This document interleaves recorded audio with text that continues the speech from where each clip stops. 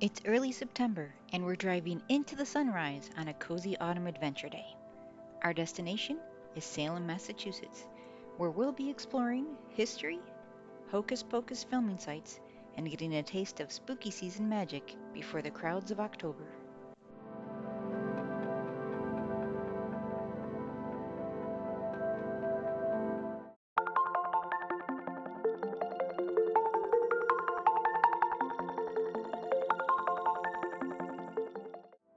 The wonders of which city?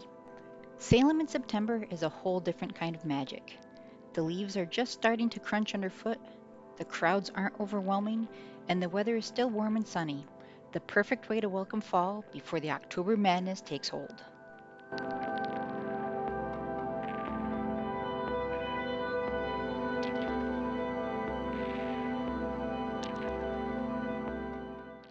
Today we're chasing a little hocus pocus magic. First stop, Max and Dani's house, 4 Ocean Ave. This private residence was built in 1870. Many people walk or drive by to check it out. Can you imagine the Sanderson sisters flying by?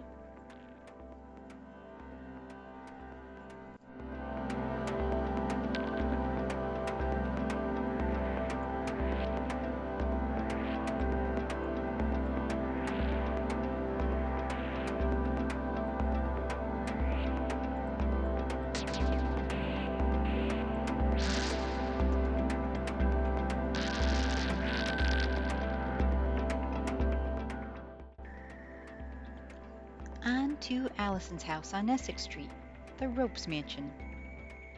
Who wouldn't have wanted to go trick-or-treating here? The self-guided garden tour feels like stepping into a fairy tale. This was truly beautiful and a great place for taking photos.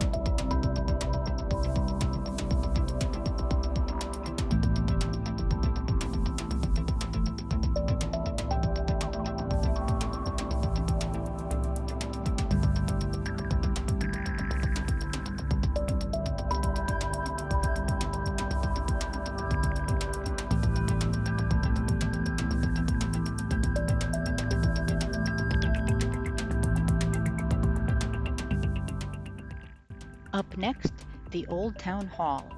Unfortunately, there was some construction going on during this visit. In this picture I took on a trip a few years ago, you can better see the spellbinding location of the Hocus Pocus Town Halloween party.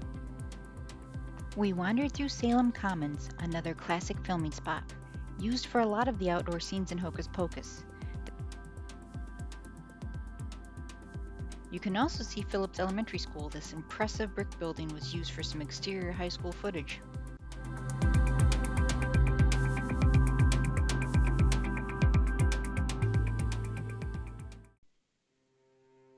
Of course, Salem isn't just movie magic. Its history runs deep, and some of it is heartbreaking. We stopped at the Charter Street Cemetery Welcome Center, the 17th century Pickman House. Inside, we saw a gravestone with the iconic death's head, a winged skull symbol as a reminder of mortality and associated with the memento mori tradition. This is considered the earliest widespread symbol of tombstone decor in the US.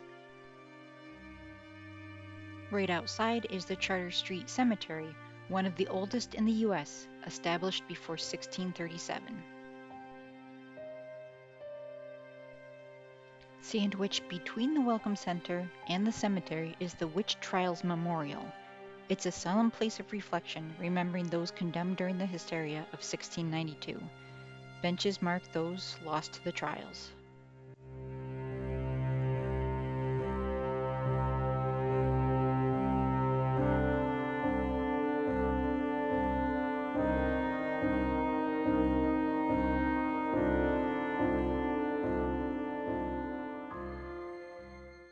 Salem is a city of contrasts, moments of reflection, and moments of fun. After the memorial, if you're ready for a lighter stop and a quick photo op, you can line up in front of the witch house, the only structure still standing in Salem that has a direct connection to the witch trials.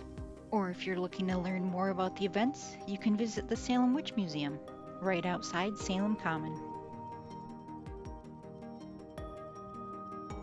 Even walking Salem side streets, you're surrounded by history.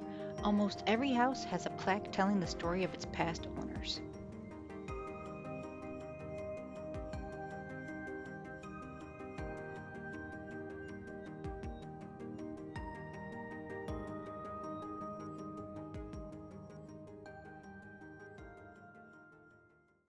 When you're ready to bring home some Salem souvenirs, the quirky shops are filled with unexpected treasures. Browsing in Salem is part treasure hunt and part escape. With every store so richly themed, it feels like shopping your way through a theme park. Spooky, cozy, and just plain fun.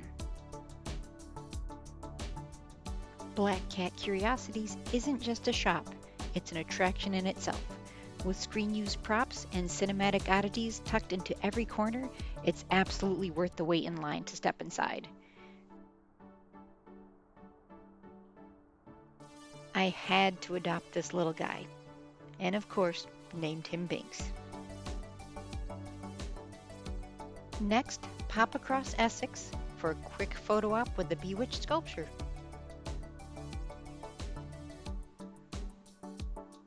Walking Essex Street feels like stepping into a festival. Shops, eateries, street performers, and characters around every corner. It's part shopping, part entertainment, and part pure Salem magic.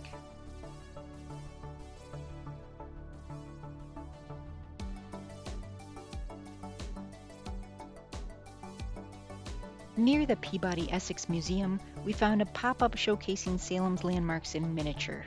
The Jonathan Corwin House, Joshua Ward House, even Pioneer Village, all recreated with incredible detail, reminding us that Salem's architecture is as iconic as its history.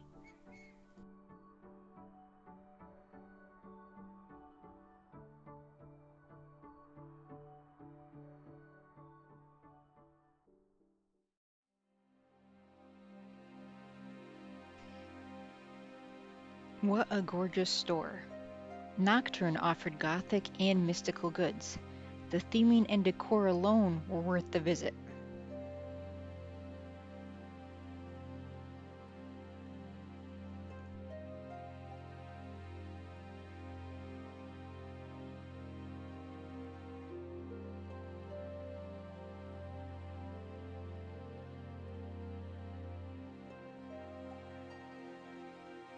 There are little pockets of whimsy to be found when walking around.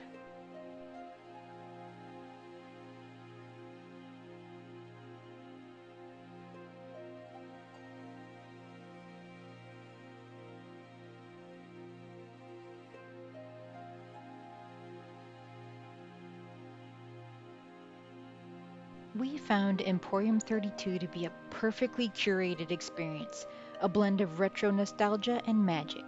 Bar goods, including a tiki bobble lantern, were available, as well as jewelry, clothing, hats, books, and more. Occupancy is limited to 16 at a time, so be prepared for a bit of a wait during the spooky season. Walking into the Lost Library is walking into an enchanted witch's cottage. Both mystical and magical, this curiosity shop features Salem's largest pumpkin.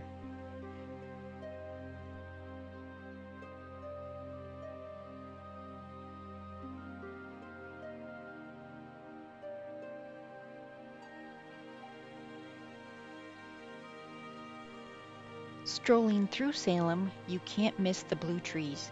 They're an art installation, bold, surreal, and almost otherworldly.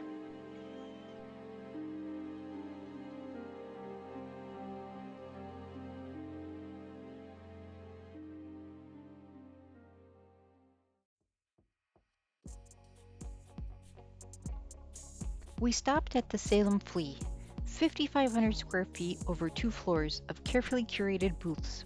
Plenty of vintage to browse.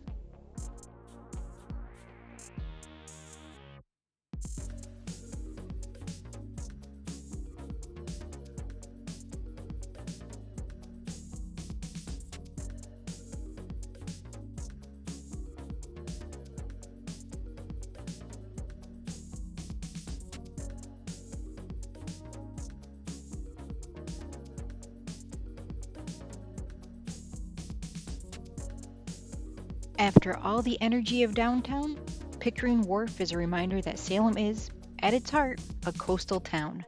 The marina adds a peaceful backdrop to recharge.